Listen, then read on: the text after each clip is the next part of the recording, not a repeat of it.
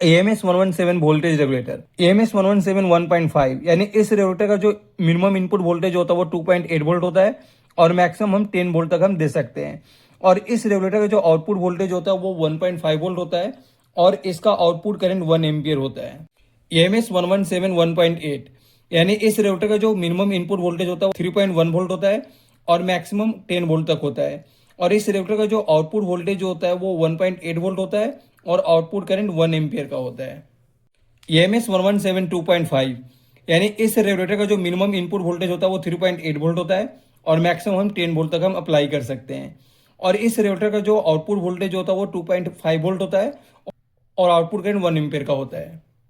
EMS 117 3.3, यानी इस regulator का जो मिनिमम इनपुट वोल्टेज होता है वो 4.6 वोल्ट होता है और मैक्सिमम हम 12 वोल्ट तक हम अप्लाई कर सकते हैं। इस रेगुलेटर का जो आउटपुट वोल्टेज होता है वो 3.3 वोल्ट होता है और आउटपुट करंट 1 एम्पियर का होता है।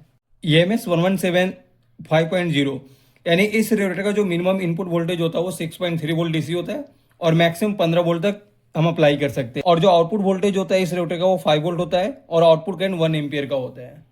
EMS 117 वोल्टेज रेगुलेटर पर जो हम इनपुट वोल्टेज हम अप्लाई करते हैं वो DC अप्लाई करते हैं और आउटपुट वोल्टेज भी हमें DC मिलता है। नेक्स्ट है सर्किट डायग्राम। तो जो AMS 117 जो होता है उसकी पहली नंबर जो पिन होता है वो ग्राउंड पिन होता है और जो सेकंड नंबर जो पिन होता है वो आउटपुट पिन होता है और थर्ड नंबर जो पिन होता है वो इनपुट पिन होता है। इनपुट साइड हम एक इलेक्ट्रोलाइट कैपेसिटर हम लगाते हैं 10 UF 25 वोल्ट का और आउटपुट साइड भी हम एक इलेक्ट्रोलाइट कैपेसिटर हम यूज करते हैं 10 UF 10 वोल्ट का।